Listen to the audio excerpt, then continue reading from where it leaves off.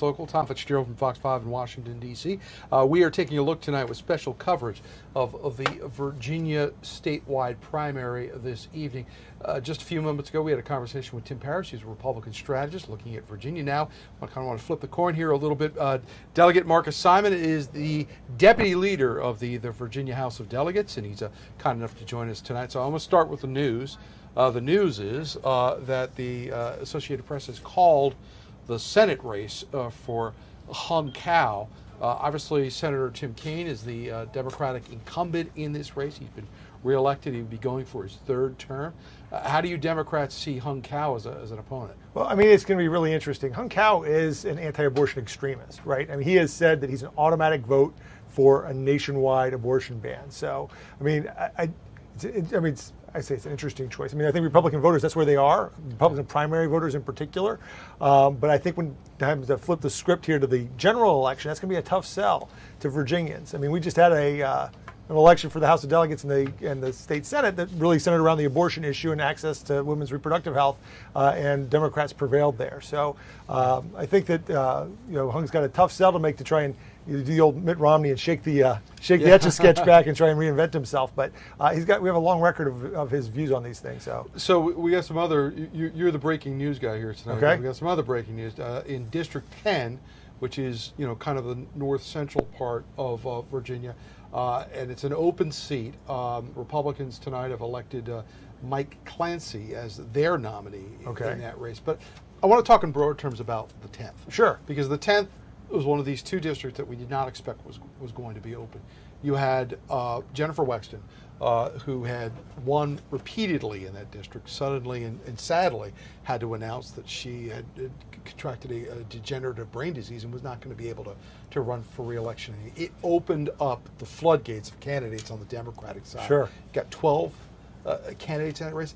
How hard has it been for them to punch through? Because in just a sea of candidates like that, it is difficult, and only one candidate has really been able to kind of make a move on television so far. Yeah, I mean, so that's part of the issue, right? Everybody stayed in, and you sort of expect sometimes for the field to kind of winnow in a situation like that, and somebody to emerge as the front runner, or maybe a top two or top three. That hasn't really happened. I think part of that, frankly, is the quality of the candidates. They all have different virtues, right, and things that they can sell that are attractive to Democratic voters. So you've got a couple of women in the race. You've got a couple of people of color, people from a Muslim background or from an Indian background, people from Loudoun County, people from outside Loudoun, people with a Prince William base, and everybody, because of that, the breadth of that field, sort of felt like they had a path. And because you don't necessarily have to get to 51%, right, in a field that's crowded. So it caused, I think, everybody to stay in. Everybody's looking for their path forward. It lowers the bar on what you need to win. Because if you've got so many candidates, if it's you and me, you need to get 51%. I need to get 49. That's not the case when you've got the many candidates. One of the candidates, Dan Helmer, was accused of sexual harassment. In fact, one of the candidates in this race, Eileen Fillicorn, who's the former Democratic Speaker of the House of Delegates in Virginia, called on him to resign. He did not resign.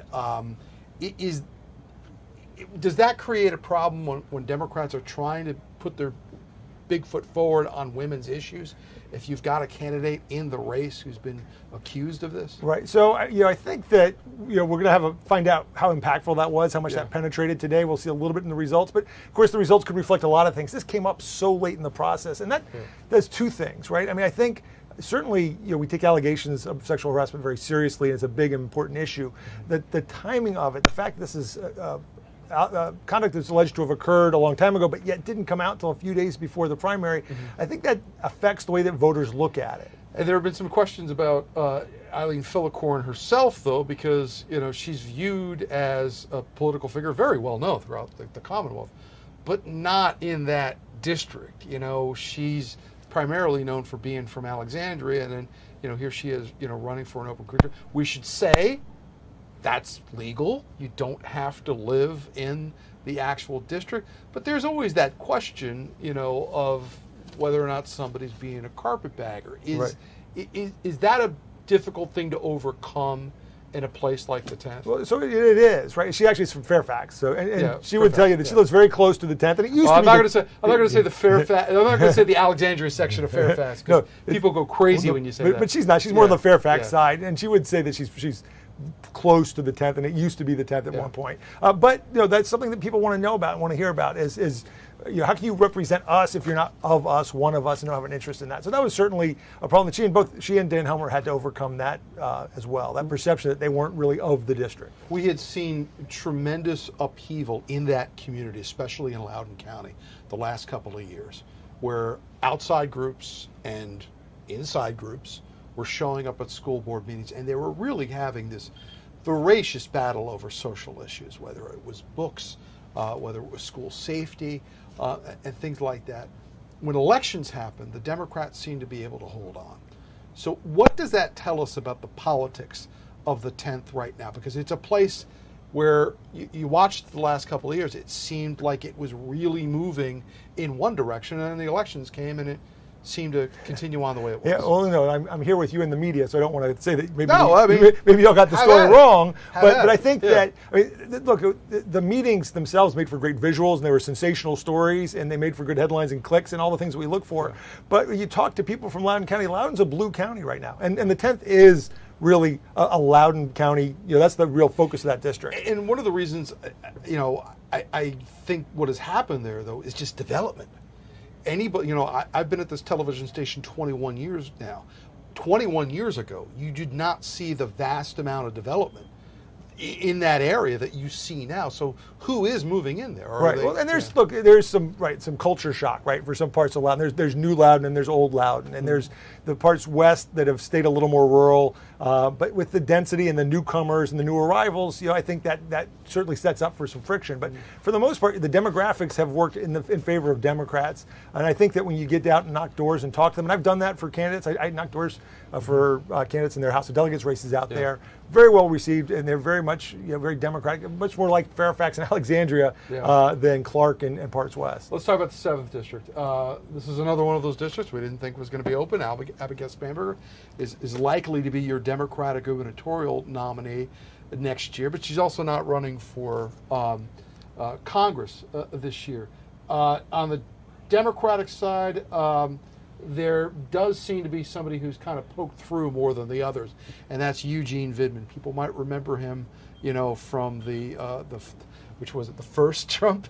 The first Trump impeachment. The first Trump impeachment. It's hard to keep Got to get him in order.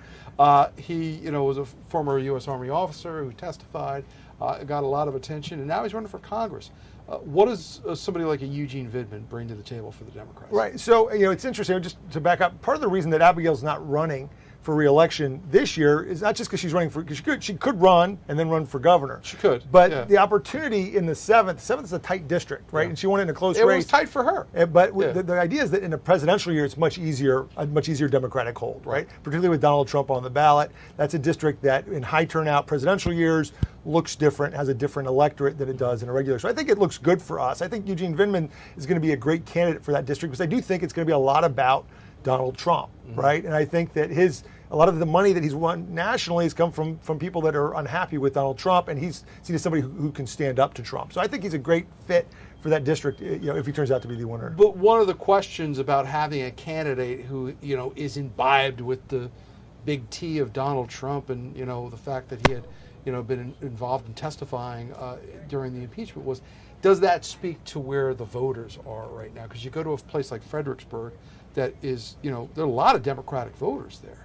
But the things that they care about, you hear from them, are, we speak to women or men as well, too, is women's health care and the economy. Right. That doesn't seem to have been his message so far if you look at his television advertising. No, I mean, that's right. But he wants to be sort of the answer to Trump. But the answer to Trump is on a number of issues, right? It's on protecting democracy, it's on the insurrection, but it's also on those issues of women's health. I mean, it was the Donald Trump Supreme Court that overturned Roe versus Wade and is the reason that women's health is at risk right now. So, there are a lot of things embedded in those issues. Look, I big fan of a lot of the candidates running. I do agree that local issues really matter a lot. And particularly down that part of the corridor. Folks want to know what you're going to do for their roads, for their schools, again, protecting their rights and their fundamental freedoms. So I think any of the candidates that we have will be strong candidates against whoever the Republicans put up. There's an interesting race. I'm going to ask you about a Republican race now. Okay. There's an interesting race going on in the 5th Congressional District on the Republican side. Bob Good, Congressman Bob Good, is one of the most conservative Republicans going right now in the party. However, he's being challenged, and being challenged strongly tonight by somebody named John McGuire, who has been endorsed by Donald Trump to defeat Bob Good, because Bob Good has not been viewed as, for lack of a better term, MAGA enough. Right. What do you see going on in that party, and is that something Democrats are paying attention to, or are you kind of approaching all that as it's a family fight? It's not really our... Well, you know, it's funny. I think there's a picture of some ballpark food here, right? We're eating popcorn as we watch this one. Yeah. I mean, I think it's entertaining to watch, to see who can out-MAGA the other. I do think that John McGuire is the more MAGA of the two candidates. I think Bob Good's learned a lesson that a lot of legislators learn, which is legislating is a team sport. And if you're perceived as being out for yourself and putting your agenda ahead of what's good for everybody else, you make a lot of enemies. I think a lot of Bob Good's enemies and people that he's crossed over the years have come back and are rooting against him. And John McGuire is happy to be a vessel for all that hate, right? All the dislike of Bob Good, and he's happy to say, yeah, come to me. I'll be as MAGA as you want to be. I'll be as loyal to Trump as you want to be. I'll be whatever you need me to be, and I'll be a good alternative to Bob Good. All right, so let's get a little more on your firmer ground as somebody who's in the General Assembly right now. One of the things we heard after the last General Assembly election was that Democrats nationwide needed to pay attention to what had just happened in Virginia, because there were lessons there following Glenn Youngkin's election and the Republicans having taken the House. You took both houses back. What lessons did you learn in that election that you are now trying to distribute amongst other elections nationally? Yeah, the issue is people care about their fundamental freedoms. People care about democracy. They care about their right to abortion. They care about their right to read the books that they want to read in schools. I mean, those are issues that really fundamentally resonate with Virginians and I think with Americans. And they see what Donald Trump wants to do. In this area in particular, Northern Virginia, not a lot of people talk about this, but this Project 25, the idea of sort of abolishing the civil service and putting them all underneath the direction of the president, that's an issue that voters in Northern Virginia really actually get and are concerned about. But you had something from the other side that you might not have this time, which is a candidate that was going out there in Glenn Youngkin and saying that he was advocating a 15-week restriction on abortion. Is that something that without it, you were going to have to remind? Right. Well, again, Hung Cao has said that he's an automatic vote for a national abortion ban. And so I think that there's not a lot of contrast there. I don't think Republicans can help themselves. I think some of them wish we wouldn't make that the central issue. I think that's sort of who they are. And the other thing is to get through these primaries, right? They have to sort of embrace that position, and then it's, again, hard for them to shake the Etch-a-Sketch and try and reinvent themselves in general elections. All right. Well, we want to thank you so much for giving your analysis and insight into these elections.